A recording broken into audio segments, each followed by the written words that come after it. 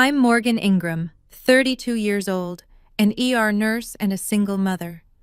3 weeks ago, at my sister's wedding, in front of 200 guests, she grabbed the microphone and said, "My sister is a single mother, unwanted by anyone." The room laughed. My mother chimed in from her table, "She's a used product." My father covered his mouth to hide his smirk. My 5-year-old son, Ethan, was sitting right beside me, his small hand gripping mine, his eyes wide with confusion as he watched everyone laugh at his mother. But there was one person who didn't laugh, and what he did next changed everything. Before I tell you the rest, please take a moment to like and subscribe, but only if you genuinely want to hear this story. Where are you watching from? What time is it there? Drop a comment and let me know. To understand how things got to that point, I need to start from the beginning. Growing up in our 4-bedroom colonial in Greenwich, Connecticut, I learned early that there were 2 types of daughters in the Ingram household: the princess and the workhorse. Vivian was the princess. 4 years younger, blonde like our mother, with the kind of effortless charm that made teachers forget about late assignments and boys forget about other girls. From the moment she could walk, she was Daddy's little angel and Mommy's mini-me. Me? I was the responsible one, which in Ingram family code meant I was the one who didn't need attention because I could handle things on my own. When prom came around, Vivian got a $500 Sherry Hill gown, blush pink, hand-beaded, the kind that made other girls gasp when she walked into the venue. When my prom came 2 years earlier, my mother had looked at me over her reading glasses and said, "Morgan, you don't need all that. You're the simple type, it suits you." I wore a dress from the clearance rack at Macy's. $63. I still remember the price because I'd saved my babysitting money to buy it myself. Our bedrooms told the story too. Vivian had the corner room with the balcony overlooking the garden, white furniture, fairy lights strung across the ceiling like something out of a magazine. My room was at the end of the hall, next to the utility closet, furnished with hand-me-downs from our grandmother's estate. I didn't hate Vivian for any of it. How could I? She was just a kid benefiting from a system she didn't create. But I did wonder, sometimes late at night, what I had done wrong. What fundamental flaw existed in me that made my own parents look right through me. I didn't know then that this pattern would follow me all the way to her wedding day. I met Kevin at 24, during my second year as an ER nurse at Hartford General. He was a pharmaceutical sales rep, charming, confident, the kind of man who made you feel like the only person in a crowded room. We married a year later. My parents attended the wedding, but spent most of the reception talking about Vivian's upcoming internship at a prestigious PR firm in Manhattan. "She's going places," my mother kept telling the guests. "Both my girls are doing well, but Vivian, she's something special." At my own wedding reception, the marriage unraveled faster than I could have imagined. Kevin had a gift for making me feel small, questioning my choices, criticizing my appearance, isolating me from friends. By the time I discovered he was sleeping with his regional manager, I was 7 months pregnant and had lost most of my sense of self. The divorce was finalized when Ethan was 14 months old. I was 27, alone, working night shifts while my son slept at a daycare that charged by the hour. My mother's response to the news? A long sigh, followed by, "I always worried you didn't know how to keep a man happy.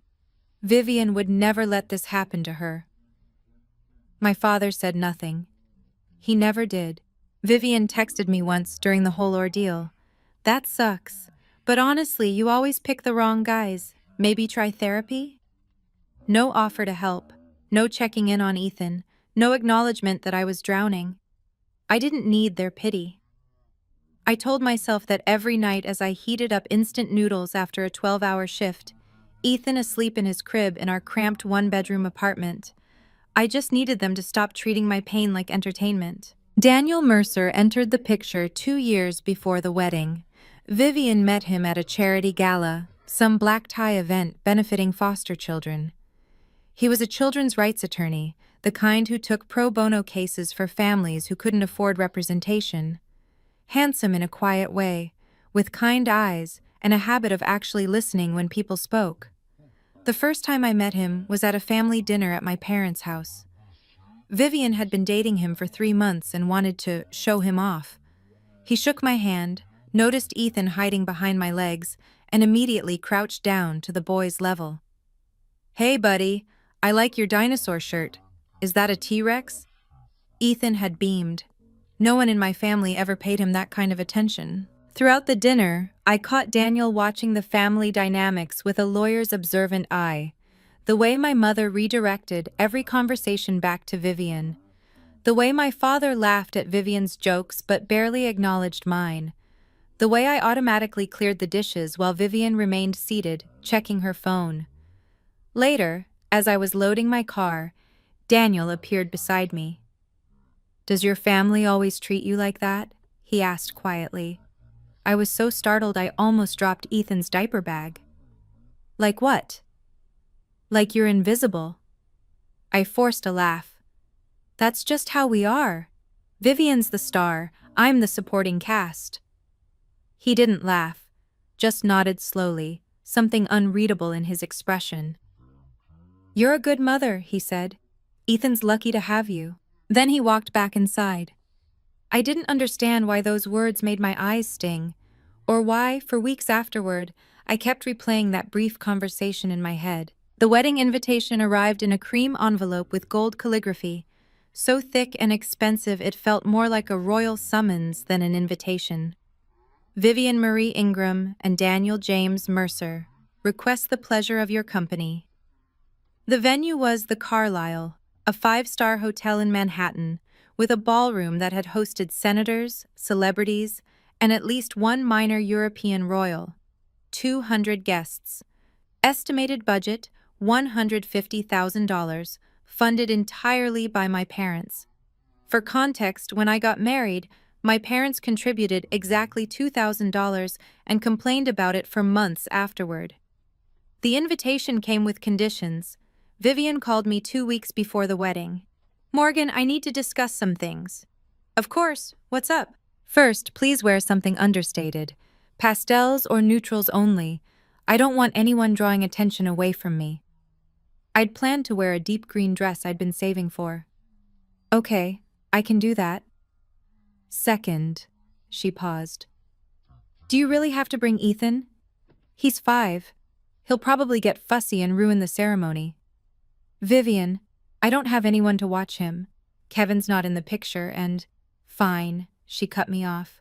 "But keep him quiet, and you'll be at a table in the back so you can take him out quickly if he makes a scene." The morning of the wedding, my mother called. "Morgan, I've spoken with the event coordinator. You and the boy are at table 23, near the service entrance. Don't make a fuss about it. This is Vivian's day, and we can't have any distractions." Distractions. That's what my 5-year-old son was to them. I should have seen it then. The setup, the positioning, the careful orchestration of my humiliation. But I didn't. I just wanted to survive the day. The Carlyle ballroom was breathtaking, soaring ceilings dripping with crystal chandeliers, white roses cascading from every surface, a string quartet playing Vivaldi in the corner. The kind of wedding you see in bridal magazines, the kind that makes guests whisper about how lucky the couple must be. I wore a dove gray cocktail dress I'd found on sale. Modest, forgettable, exactly what Vivian had demanded. Ethan looked adorable in his little navy vest and khakis, his hair neatly combed, clutching my hand as we walked into the overwhelming grandeur. "Mommy, it's so pretty," he whispered, eyes wide. "It is, baby. Let's find our table." Table 23 was exactly where my mother had promised, tucked in the far corner, half hidden behind a pillar, so close to the kitchen doors I could hear the catering staff shouting orders. The other guests at our table were distant cousins I'd met maybe twice in my life. No one from my immediate family came to greet us.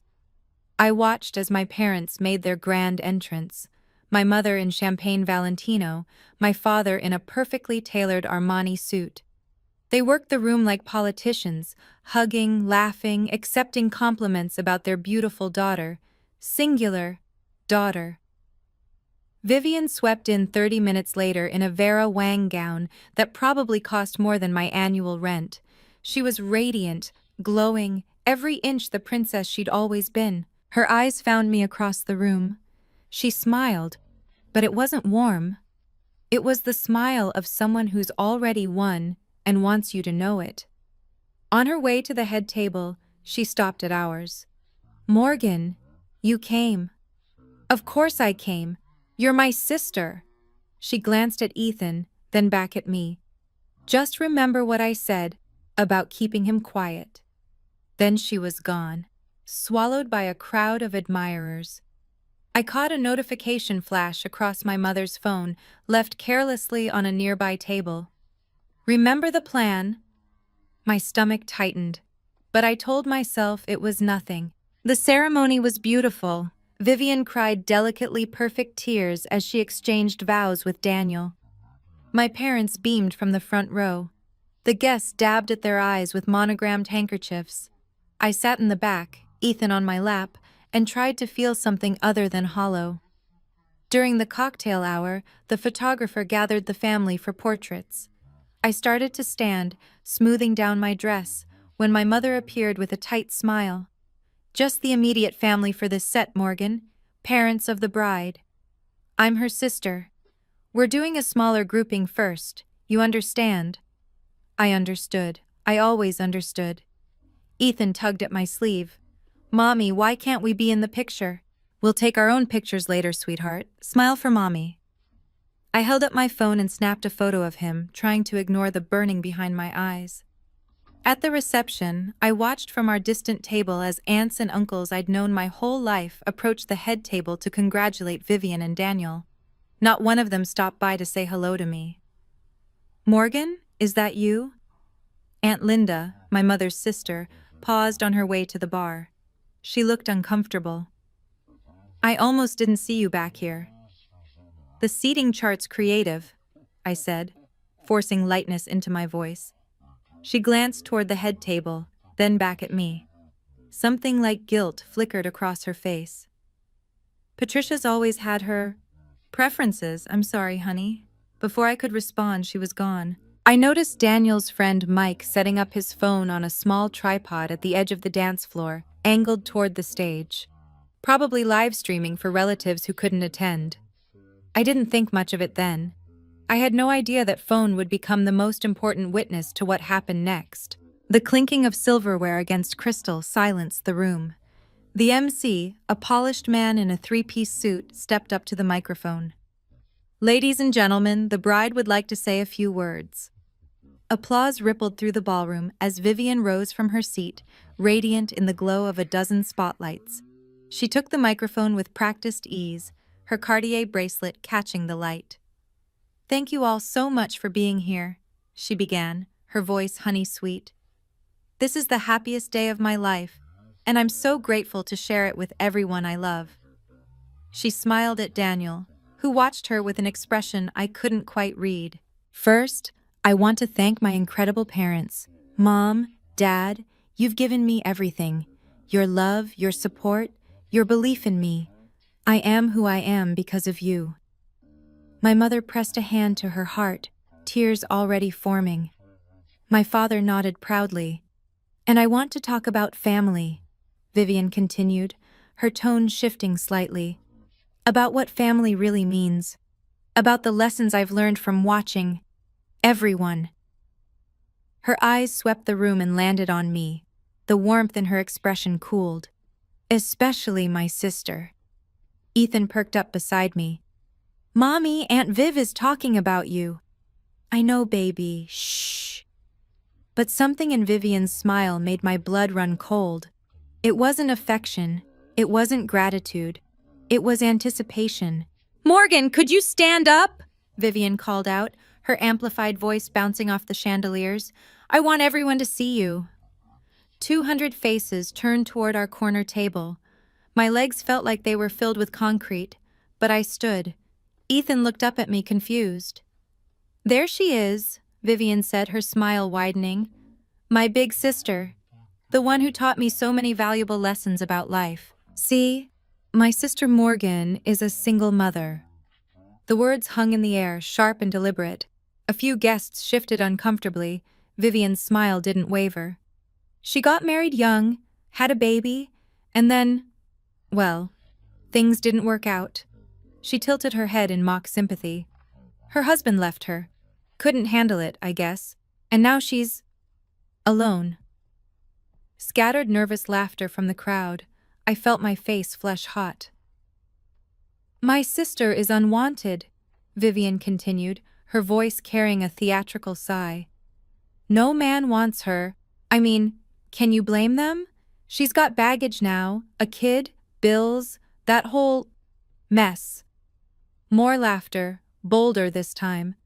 A few of Vivian's sorority sisters at a nearby table giggled into their champagne. I couldn't move, couldn't breathe. Then, from the head table, my mother's voice rang out clear as a bell. She's a used product. The room erupted, 200 people laughing, my mother laughing, my father covering his mouth, shoulders shaking with barely contained amusement. I looked down at Ethan. His small face was crumpled with confusion, his eyes darting between me and the laughing crowd. Mommy? His voice was tiny, scared. Why is everyone laughing at you? I couldn't answer. My throat had closed completely. I saw the notes in Vivian's hand then. Typed, prepared, rehearsed. This wasn't a spontaneous joke. This was planned, scripted. A coordinated attack disguised as a wedding speech. But you know what? Vivian was saying, riding the wave of laughter. Morgan taught me a valuable lesson. She showed me exactly what not to do with my life. So really, I should thank her. She raised her champagne glass toward me. To Morgan, my cautionary tale. The guests raised their glasses. Some were still laughing. Others looked uncomfortable but said nothing. And my 5-year-old son watched his mother become a punchline. Vivian wasn't finished. You know, growing up, everyone always asked why Morgan and I were so different. She set down her champagne, pacing the stage like a performer hitting her stride. Same parents, same house, same opportunities. But Vivian succeeded, and Morgan, well, she gestured vaguely in my direction. I used to feel bad about it. Poor Morgan, always struggling. Poor Morgan, can't keep a man. Poor Morgan, stuck in that sad little apartment with her sad little life. My mother nodded along, dabbing at her eyes, but they weren't tears of sympathy. They were tears of laughter. But then I realized, Vivian continued, some people are just meant to be warnings, not examples. And my sister? She's the best warning I could ask for. Applause. Actual applause. I felt Ethan's hand tighten around mine. His whole body was trembling. Mommy, I want to go, he whispered, his voice cracking. I know, baby. I know. But my legs wouldn't move. I was frozen, pinned under the weight of 200 judging eyes, my mother's cruel laughter, my father's complicit silence. This was rock bottom, I thought. This was the lowest point. I was wrong. Vivian raised her glass again. Honestly, Mom's right. Morgan is a used product, damaged goods. But hey, she shrugged with theatrical innocence. At least she's here to see how a real success story ends. The laughter swelled, and then movement from the head table. Daniel pushed back his chair. His jaw was tight, his eyes fixed on Ethan's small, shaking form pressed against my side. For a moment, I thought he was leaving, walking out on his own wedding. Instead, he walked directly toward the stage, toward Vivian, toward the microphone. The laughter faltered, then died. No one knew what was about to happen, including me. Daniel moved with purpose, his polished Oxford shoes clicking against the marble floor in the sudden silence. The string quartet had stopped playing. Guests froze mid-sip, mid-laugh, mid-whisper. Vivian's confident smile flickered. Daniel? Baby, what are you? He didn't answer, didn't even look at her. His eyes were locked on our table, on Ethan. My son had buried his face against my hip, his small shoulders shaking with silent sobs. He didn't understand why everyone was laughing at his mommy. He just knew it hurt. Daniel saw that, and something in his expression hardened into steel. He reached the stage in 6 strides. Vivian was still holding the microphone, her smile frozen in confusion. "Daniel, sit down. I'm not finished with my—" He took the microphone from her hand. Not grabbed, not snatched. Just calmly, firmly removed it from her grip like confiscating a dangerous object from a child. "Daniel!" Vivian's voice pitched high with alarm. "What are you doing?" The ballroom had gone completely silent. 200 people holding their breath. I saw my mother half rise from her seat, her face cycling through confusion, anger, and fear. Daniel raised the microphone to his lips. "I apologize for the interruption," he said, his voice steady and clear. "But there's something I need to say." He turned to look at me. Really look at me. Not through me, not past me, but directly at me. Then he turned back to face the crowd. "I've spent 2 years watching how this family treats Morgan Ingram. 2 years of dinners where she's ignored. 2 years of holidays where she's excluded. 2 years of watching her be treated as less than nothing by the people who are supposed to love her." Vivian grabbed at his arm. "Daniel, stop, you're embarrassing me." He stepped away from her touch. "No, Vivian, you did that yourself." Daniel's voice carried across the silent ballroom, steady as a courtroom closing argument. "I'm a children's rights attorney. I've dedicated my career to protecting kids from family trauma, from environments that damage them, from adults who should know better."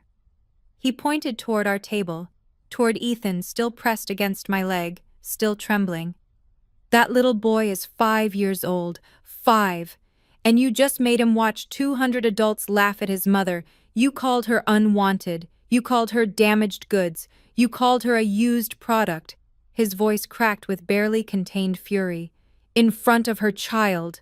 Silence. Absolute, ringing silence. My mother's face had gone pale.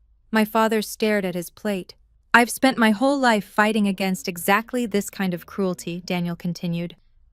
"And I cannot, become part of a family that inflicts it." He turned to Vivian. She was frozen, her perfect makeup suddenly garish under the harsh lights, her carefully crafted facade crumbling in real time. "Daniel, please," she whispered, the microphone catching every word. "You're overreacting. It was just a joke." "A joke?" His laugh was hollow. "You planned this. You rehearsed this. You turned your own sister's pain into entertainment."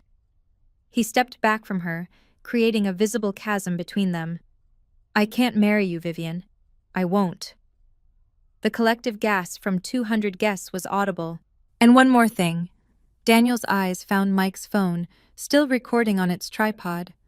"My cousin Mike has been live-streaming this reception for family members in California who couldn't attend. About 50 people have witnessed exactly what kind of family I almost married into." He set the microphone down on the stage with a soft thud. "I'm sorry for the disruption to your evening," he said to the stunned guests. "The bar is still open. Please, enjoy." Then he walked off the stage. The dam broke. "Morgan!" My mother was on her feet, her Valentino gown swirling around her ankles as she stormed toward our table. Her face was twisted with rage, not at Vivian, not at herself, but at me. "What did you do?" she hissed, jabbing a manicured finger in my direction. "What did you say to Daniel? You ruined your sister's wedding." "Mom, I didn't. You've always been jealous of her." My mother's voice rose to a shriek that silenced the tentative murmurs beginning to ripple through the crowd.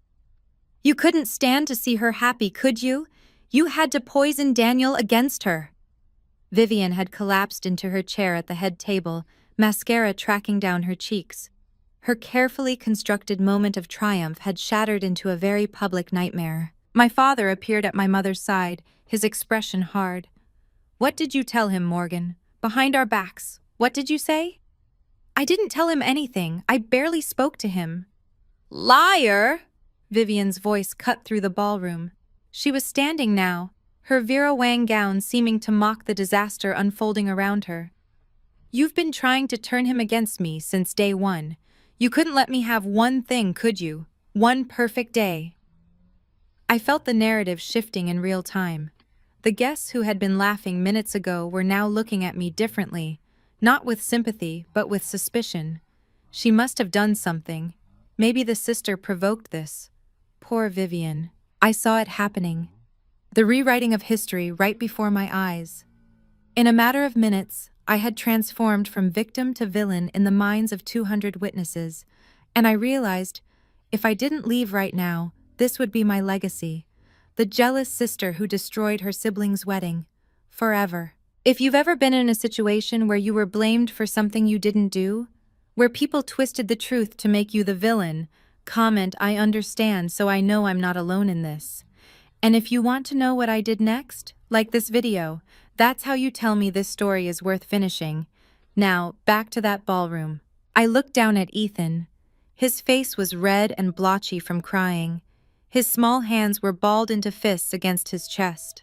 He was trying so hard to be brave, to understand why the world had suddenly become so loud and angry and scary. And in that moment, something shifted inside me. For 32 years, I had been the one who stayed quiet, the one who kept the peace, the one who absorbed every slight, every insult, every moment of being overlooked, because fighting back wasn't worth the drama. But this wasn't about me anymore. This was about my son watching his mother be torn apart and doing nothing. I stood up, not dramatically, not defiantly, just stood.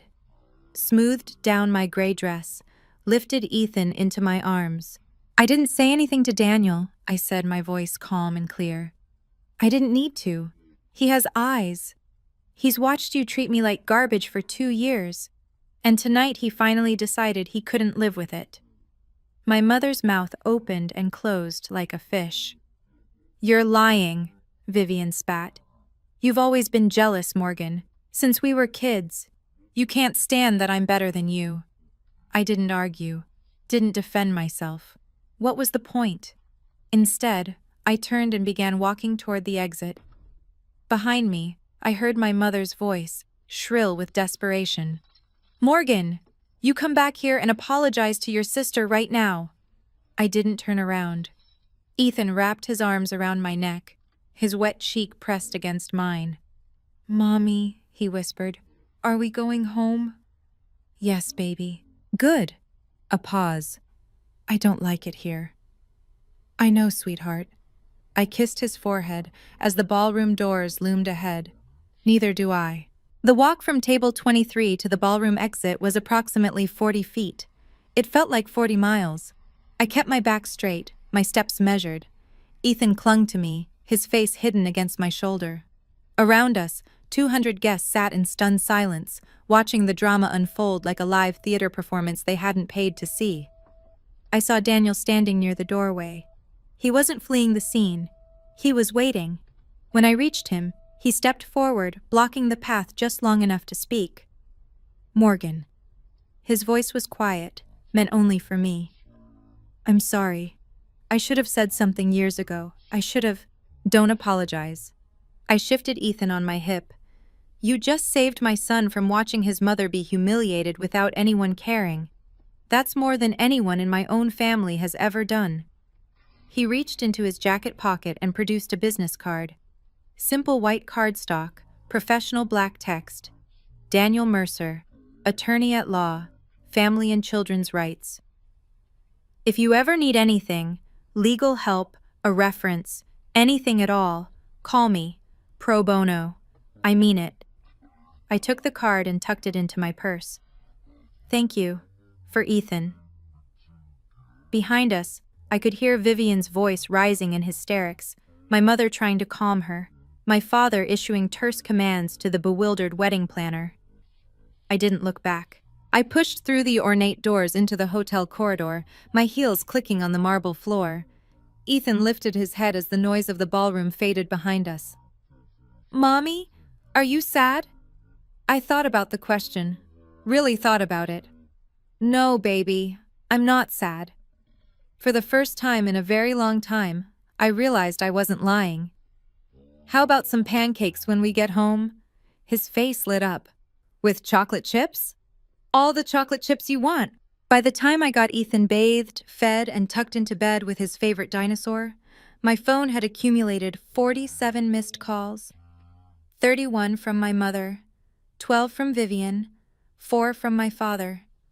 I scrolled through the text messages while sitting on the edge of my bed, still in my gray dress, still wearing the makeup I'd so carefully applied that morning. Mom, 10:47 p.m. You ruined everything. Call me now. Mom, 10:52 p.m. Vivian is hysterical. Daniel left. This is all your fault. Mom, 11:15 p.m. Don't you dare ignore me. Morgan Elizabeth Ingram. Vivian, 11:23 p.m. I will never forgive you for this. Never. You destroyed my life. Dad, 11:45 p.m. Your mother is very upset. You need to call her. I set the phone face down on my nightstand. Then I saw a message from an unexpected number. Aunt Linda, my mother's younger sister, the one who had approached me at the reception. Aunt Linda, 12:02 a.m. Morgan, I watched the live stream from Mike's phone. Honey, I am so sorry. I had no idea Patricia and Vivian were capable of something like this. I'm ashamed of my own sister right now. Please know that you didn't do anything wrong. I'm here if you need to talk. I read it twice, then a third time. It was the first acknowledgement from anyone in my family, extended or otherwise, that what happened to me was wrong. Not my fault. Not something I provoked or deserved. Wrong. The tears I'd held back all night finally came. Quiet tears, the kind you cry when you're relieved and heartbroken at the same time.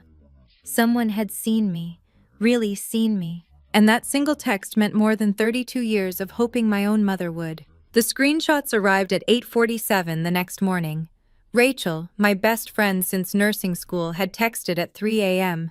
Don't read anything until you call me. Seriously, I have something you need to see. By the time I woke up, Ethan happily watching cartoons in the living room, there were 17 images waiting in my messages. Rachel had prefaced them with, "A mutual friend's daughter is dating one of your cousins. She saw the family group chat. Morgan, they planned this." I opened the first screenshot. It was a group chat titled Ingram Family, No Morgan. A chat I'd been removed from 6 months ago after asking why I wasn't invited to Christmas Eve dinner. The messages were dated 2 weeks before the wedding. Vivian. I've been working on my speech. I'm going to call her out in front of everyone. Make her see what a disappointment she is. Mom, just don't go too far, sweetie. We don't want to seem cruel.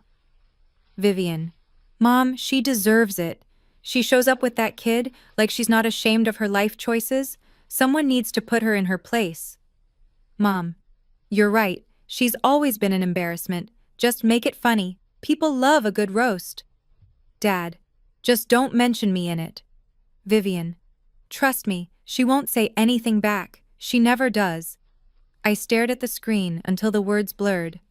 They had planned it, orchestrated it. My mother had helped write the speech that called me a used product in front of 200 people.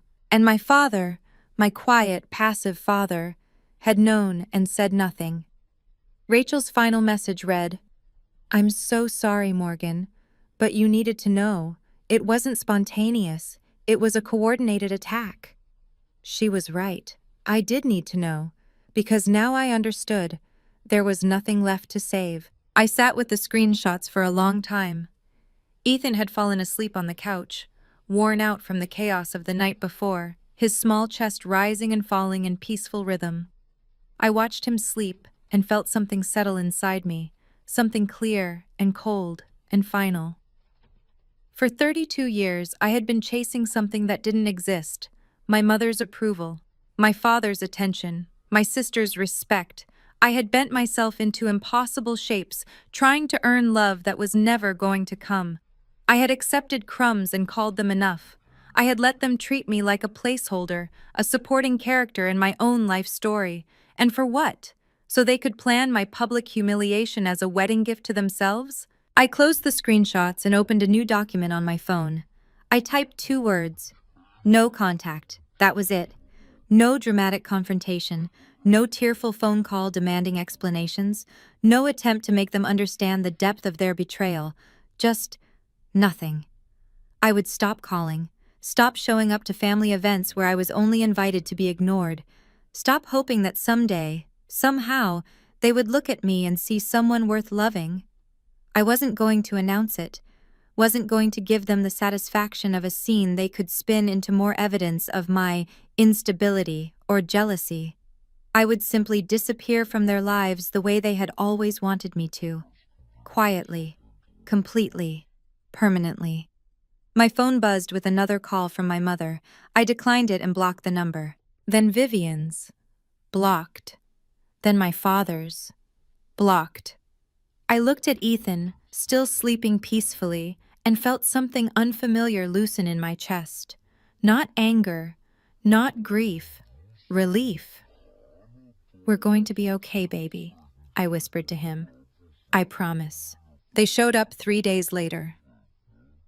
I was just getting home from work, Ethan chattering happily about the finger painting he'd done at daycare, when I saw them standing on the steps of my apartment building. My mother in a cashmere coat, my father in his usual golf attire, both looking like they'd taken a wrong turn into the wrong neighborhood. "Morgan," my mother's voice was ice, "we need to talk." Ethan's grip tightened on my hand. "Mommy, why is Grandma here?" "I don't know, sweetheart. Go wait inside with Mrs. Patterson, okay? I'll be right there." My elderly neighbor had already appeared in her doorway, drawn by the tension in the hallway. She gave me a knowing look and held out her hand to Ethan. "Come on, honey, I just baked cookies." Once he was safely inside, I turned to face my parents. "You blocked our numbers," my mother said, her voice trembling with outrage. "After what you did to your sister, you blocked us?" "After what I did? You poisoned Daniel against Vivian. You destroyed her wedding. The venue is demanding full payment. The caterers won't refund a dime. Do you have any idea how much money you've cost this family?" I laughed. I couldn't help it. A sharp, bitter sound that made my mother flinch. "I didn't do anything, Mom. Vivian stood up and called me unwanted in front of 200 people. You called me a used product. Daniel made his own decision based on what he witnessed." "It was a joke," my mother threw her hands up. "A harmless joke that you—" "In front of my 5-year-old son." My voice dropped to a dangerous calm. "You humiliated me in front of Ethan. He asked me why everyone was laughing at his mommy." For the first time, something flickered in my mother's eyes, something almost like guilt, but it vanished as quickly as it came. "Vivian is devastated," my mother pressed on, her voice softening into what she probably thought was maternal concern. "Daniel won't return her calls. The wedding photos are ruined. She's talking about therapy, Morgan. Therapy. My baby girl. Then therapy might be exactly what she needs." My mother's face reddened. "How dare you? Mom." I held up a hand. "I'm going to say this once, and then I want you to leave." She fell silent, shock flickering across her features. In 32 years, I had never interrupted her. "I didn't poison Daniel against Vivian. I barely spoke to him. He made his choice because he watched how this family treats me, how you treat me, and decided he couldn't be part of it. That's not—" "I'm not finished." The words came out steady, unflinching. "You planned that speech. I've seen the group chat screenshots. You helped Vivian decide exactly what to say. You knew she was going to humiliate me and you encouraged it." My mother went pale. My father shifted uncomfortably, suddenly fascinated by a scuff mark on the hallway floor. "Vivian is crying?" I continued. "Good. Maybe now she'll understand what it feels like. I've been crying since I was 12 years old, trying to figure out why my own mother looked at me like a disappointment." "Morgan, that's not fair. You called me a used product, Mom. In front of my child, in front of 200 people. And you're standing here asking me to apologize?" The silence stretched between us like a chasm. "I love you," I said quietly. "I've spent my whole life loving you and hoping you'd love me back. But I can't do this anymore.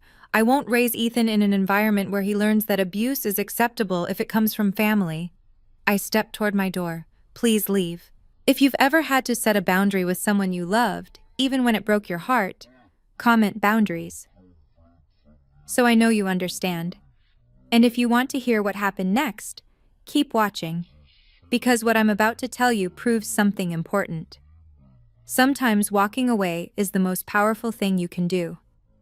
Let me take you back to that hallway." My mother's face cycled through a dozen emotions in 3 seconds: disbelief, rage, hurt, calculation, before landing on her weapon of choice: tears. "Morgan." Her voice cracked artfully. "You're going to regret this. When I'm gone someday, you'll wish you'd been a better daughter." The guilt trip, classic Patricia Ingram. A year ago, it would have worked. 6 months ago, it would have made me apologize. Even a week ago, I might have hesitated. But that was before she laughed at her own daughter being called worthless, before she added her own knife to the wound, before I watched my son's face crumble as his grandmother made his mother into a punchline. "Maybe," I said. "Or maybe I'll look back and know that I protected my child from the same damage you did to me." The door to Mrs. Patterson's apartment opened. Ethan peeked out, cookie crumbs on his chin. "Mommy, are you coming?" I smiled at him. A real smile, warm and sure. "Yes, baby. 1 minute." My mother lunged toward him, arms outstretched. "Ethan, sweetheart, come give Grandma a hug." I stepped between them, not aggressively but firmly. "No." The word hung in the air like a slap. "He's my grandson. And he's my son, and I decide who gets access to him." My father finally spoke, his voice gruff with discomfort. "Morgan, your mother is upset. Let's all just calm down and—" "Goodbye, Dad." I took Ethan's hand and guided him toward our apartment door. At the threshold, I turned back one last time.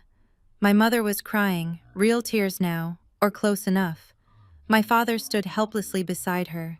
"I'm not doing this to punish you," I said. "I'm doing this because I finally understand that I deserve better than what you've given me." Then I closed the door and locked it. The video spread faster than my mother could contain it. Within a week, it had made the rounds through the extended Ingram family: cousins, aunts, uncles, second cousins I'd never met, passed along like evidence in a trial. Aunt Linda called me on a Tuesday evening. "Morgan, I just got off the phone with your Uncle Robert in Sacramento. He saw the live stream. He used words I won't repeat about your mother and Vivian. I didn't ask anyone to share it. You didn't have to. Mike sent it to his mother, who sent it to her bridge club, who sent it to everyone else.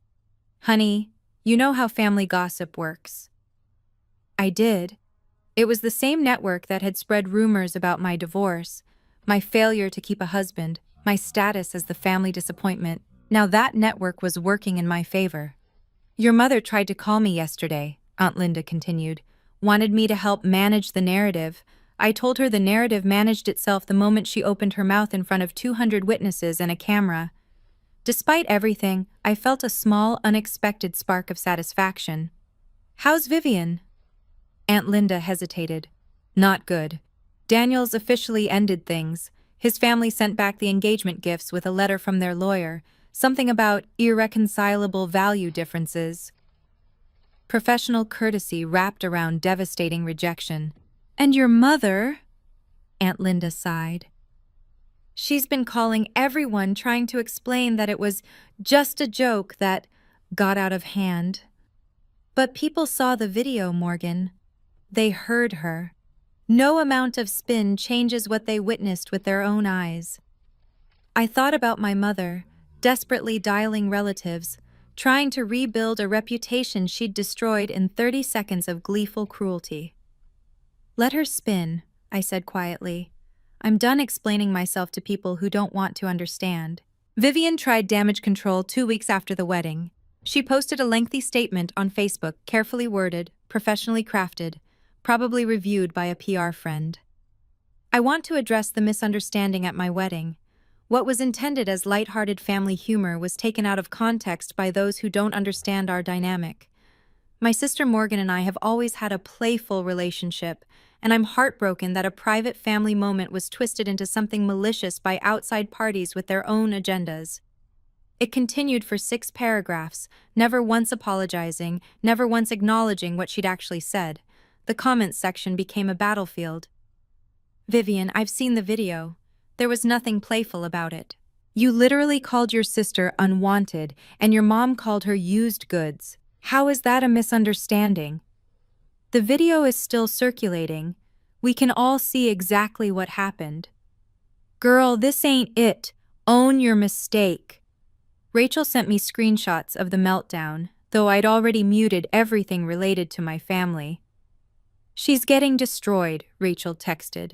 Her coworkers are asking questions. Someone said her boss called a meeting about professional conduct outside the workplace. I didn't feel triumphant. I didn't feel vindicated. Mostly, I felt tired. A few days later, I heard through Aunt Linda that Daniel's mother had called my mother directly. She said, and I'm quoting here, "I didn't raise my son to marry into a family of bullies. You should be ashamed of yourselves." Mrs. Mercer, a retired family court judge, had seen enough dysfunction in her career to recognize it instantly. Vivian had lost her fiancé, her reputation was crumbling, her job was under scrutiny, and I hadn't done anything. I hadn't needed to. The truth had been enough. Daniel called me 3 weeks after the wedding. I almost didn't answer. The number wasn't saved in my phone, and I'd become wary of unfamiliar callers. But something made me pick up. "Morgan, it's Daniel Mercer." I sat down on my couch, pulling a blanket over my legs. Ethan was asleep in the next room, and the apartment was quiet. "Daniel, hi. I hope I'm not overstepping by calling. I wanted to apologize." "You already apologized. At the hotel." "Not properly." He exhaled, and I heard exhaustion in his voice. "I watched your family treat you like dirt for 2 years. 2 years, Morgan, and I told myself it wasn't my place to say anything, that Vivian would grow out of it, that they were just difficult. You didn't know how bad it was." "I knew enough." His voice hardened with self-recrimination. "I'm a children's rights attorney. I've built my career on recognizing toxic family dynamics. And I stood by and let it happen because I was in love with someone who didn't deserve that love." I didn't know what to say to that. The rawness of his confession left me speechless. "That night," he continued, "when I saw Ethan's face, God, Morgan, that little boy watching his mother be destroyed for entertainment, I couldn't stay silent anymore." "You didn't just stay silent. You ended your own wedding. It was the right thing to do. The only thing." He paused. "I meant what I said about legal help. If you ever need assistance with custody issues, or if your family tries to harass you, anything, I will help. No strings, no charge." "Why?" "Because your son deserves to have someone in his corner, and so do you." I felt tears prick my eyes, but they weren't sad tears. "Thank you, Daniel, for everything." 6 months passed. Strange how life rebuilds itself when you remove the people who kept tearing it down. I received a promotion at work, senior charge nurse, ER department. My supervisor called me into her office on a random Tuesday and said, "Morgan, your patient satisfaction scores are the highest in the unit.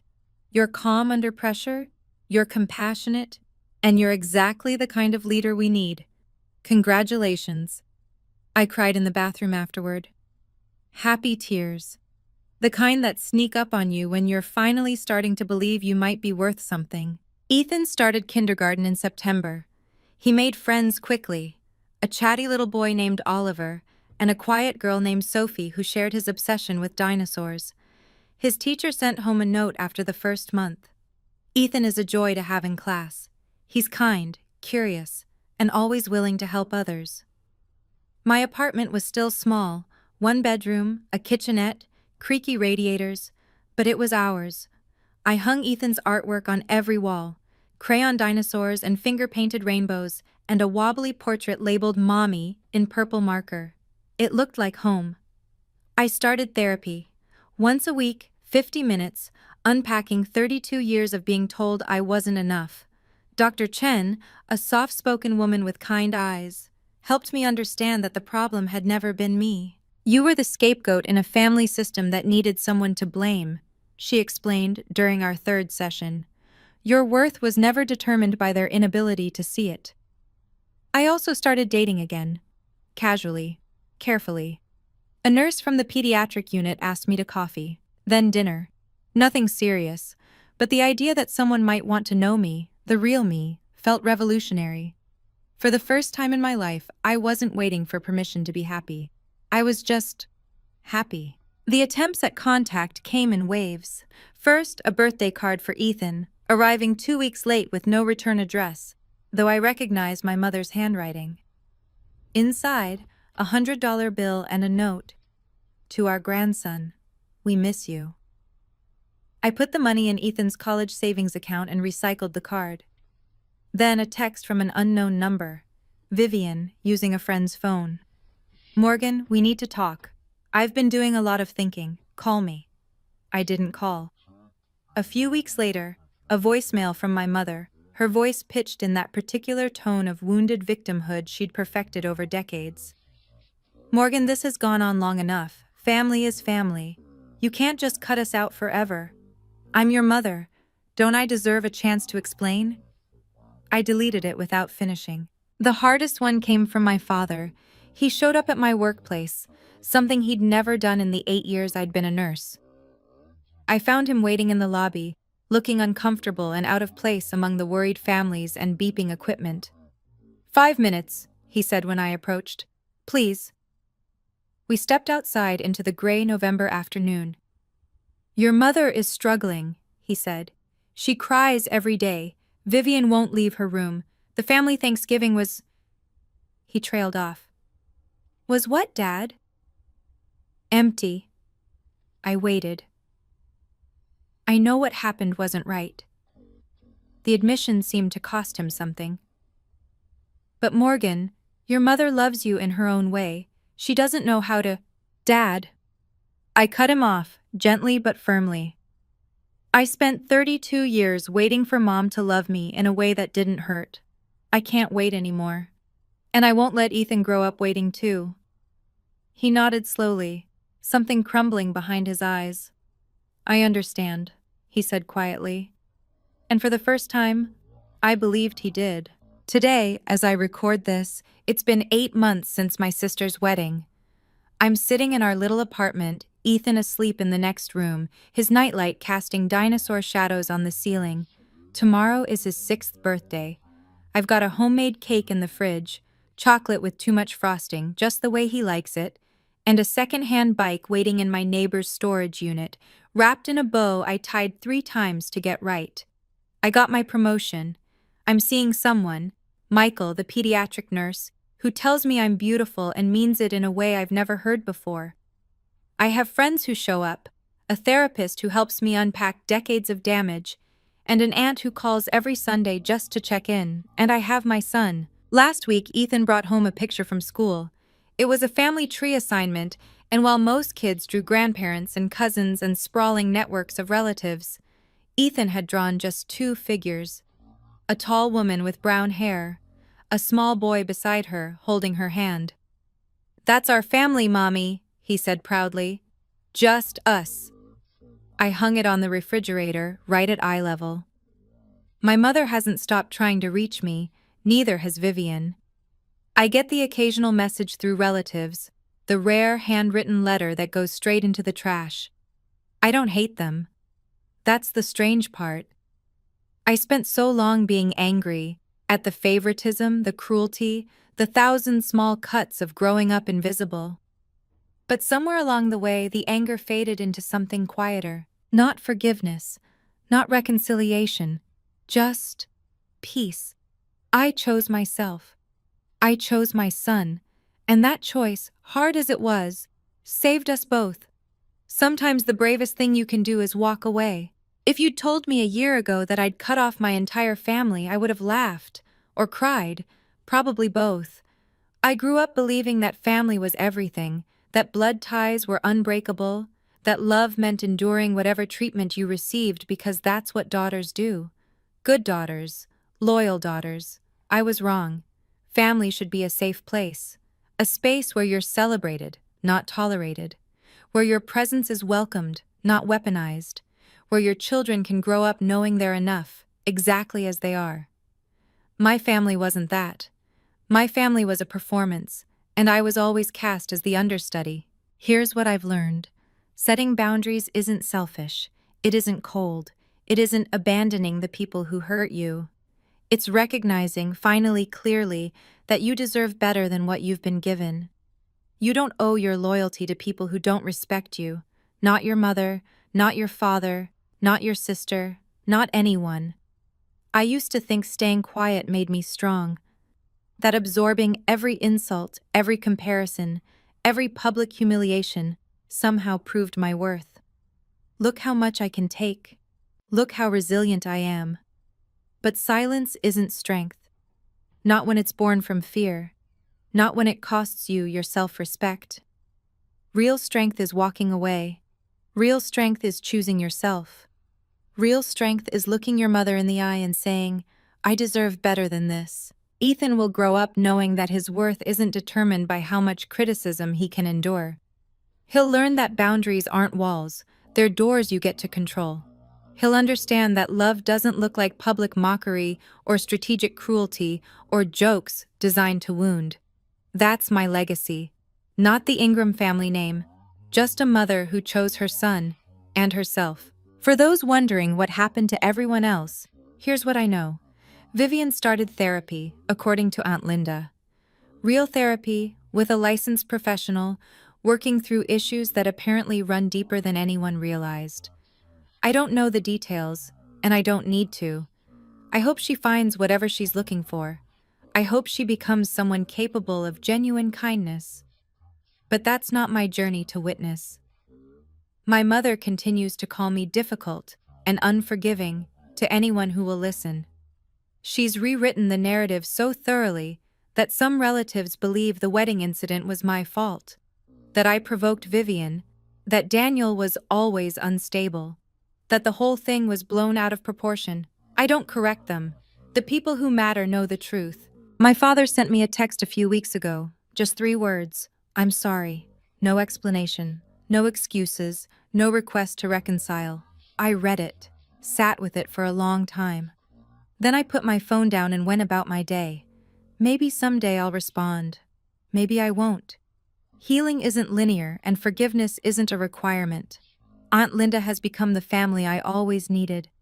She drives down from Hartford every other month to take Ethan to the Children's Museum, loads me up with Tupperware of homemade soup, and never once pressures me to give your mother another chance. Family is who shows up, she told me once, over coffee in my cramped kitchen, not who shares your last name. She was right. Daniel Mercer sent Ethan a dinosaur encyclopedia for his birthday.